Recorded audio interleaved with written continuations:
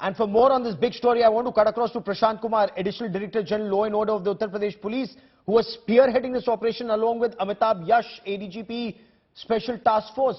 प्रशांत कुमार जी, स्वागत है आपका इंडिया टुडे पर। असद और गुलाम को झांसी के पास कैसे ढूंढ निकाला आप लोगों ने? क्योंकि पहले खबर थी वो दिल्ली में थे या नोएडा के इलाके में थे या कानपुर में थे या नेपाल भाग गए। झांसी के बारे में कैसे पता चला? मैंने ये प्रेस वार्ता के दौरान स्पष्ट किया था कि जब भी इस तरह के क्रिमिनल्स या एक्यूज या शातिर माफियाओं का मूवमेंट होता है तो हम लोग पूरे रूट को सैनिटाइज करते हैं और जगह जगह पे अन्य प्रदेशों से भी संपर्क करके ये सुनिश्चित करते हैं कि रास्ते में उसके कॉन्वॉय पे कोई अटैक न हो। आपने देखा होगा कि जब भी ये मूवमेंट होता है तो दिन रात चलना पड़ता है, इसके लिए हम लोग स्पेयर गाड़ी भी लेके चलते हैं जी।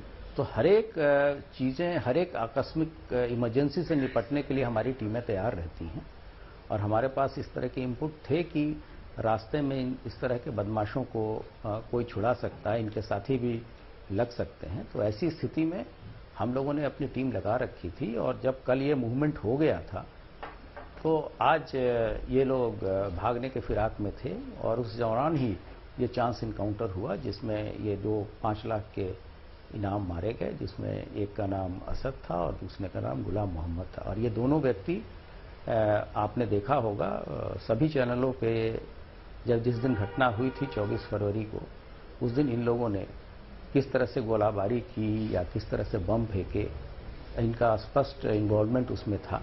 इस प्रकार से दो महत्वपूर्ण इसमें नामजद अभियुक्त थे वो आज अकाउंट फॉर हुए हैं और आगे भी जितने लोग बचे हैं सब पे कार्रवाइयाँ कानूनी तरीके से की जाएगी। तो इनका प्लान था निशाना बनाने का असद का और गुलाम का कि अतीक अहमद को छुड़वा लेंगे, लेकिन इससे पहले उत्तर प्रदेश के मुख्यमंत्री योगी आदित्यनाथ ने विधानसभा में कह दिया था कि माफिया को मिट्टी में मिला देंगे। आपको क्या आदेश मिला था? क्या बहुत दबाव में उत्तर प्रदेश पुलिस रही है बीते लगभग 50 दिनों में? नहीं, कोई इंस्ट्रक्शन जो भी पुलिस डिपार्टमेंट को आते हैं वो गवर्नमेंट से आते हैं और हमारे लिए चुनौतीपूर्ण ये घटना थी और जिसमें हमारे 2 जवान भी शहीद हुए थे। एक महत्वपूर्ण गवाह जिसको सुरक्षा दी जा चुकी थी उसकी हत्या की गई थी और उसके बाद से उसी केस में इस माफिया को सजा भी हुई आजीवन कारावास की। तो इस तरह की जघन्य हत्या करने के बाद से अगर पुलिस उसमें इफेक्टिव कार्रवाई न करे, बदमाशों को अकाउंट फॉर न करें, तो पुलिस की कार्रवाई पे भी लोग प्रश्न चिन्ह लगाते हैं। और हमने पिछले कुछ सालों से उत्तर प्रदेश पुलिस ने एक अपना उत्तर प्रदेश में एक ऐसा माहौल इस्टेब्लिश किया है माफियाओं पर और अपराधियों पर कार्रवाई करके, जिसकी सराहना सर्वत्र और हर एक लेवल पे होती है। लेकिन विपक्ष का ही नेता यह कह रहे हैं कि ये असद का नहीं संविधान का इनकाउंटर हो गया है। विपक्ष कह रहा है कि धर्म देखकर इनकाउंटर किए जा रहे हैं। इस तरह के आरोपों का क्या उत्तर देंगे आप? 183 लगभग इनकाउंटर का आंकड़ा आपने दिया था आज।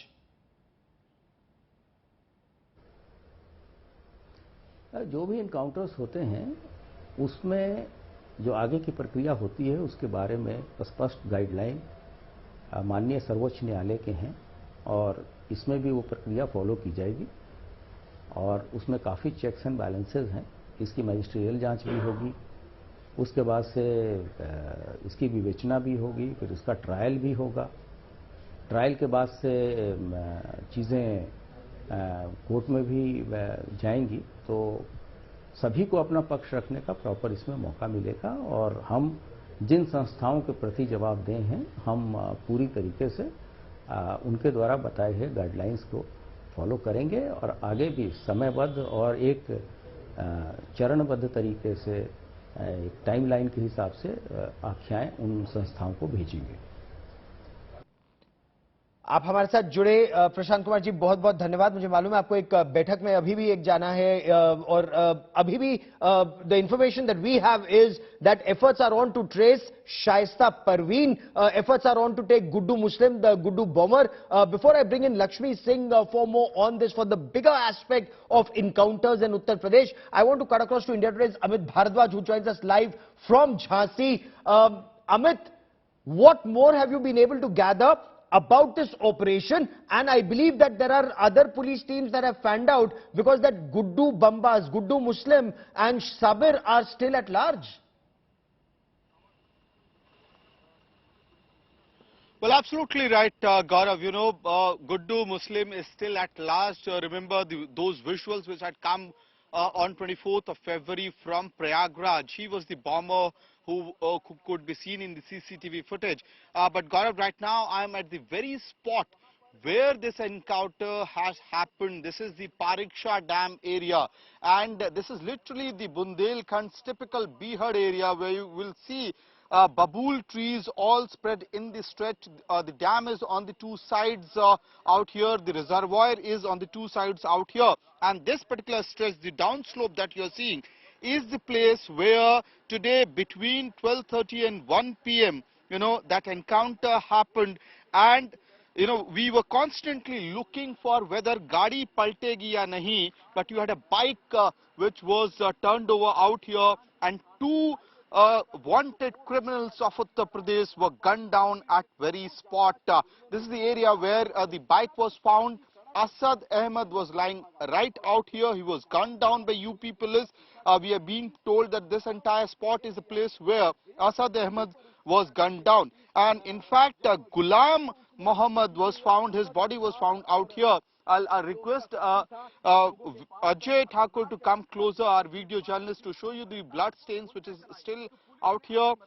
This is where Ghulam was found in the noon today. Now remember, Gaurav, the past 49 days, Yes. UP police was on a hunt. The challenge Hunt to remains, find those out- who are still absconding need to be caught.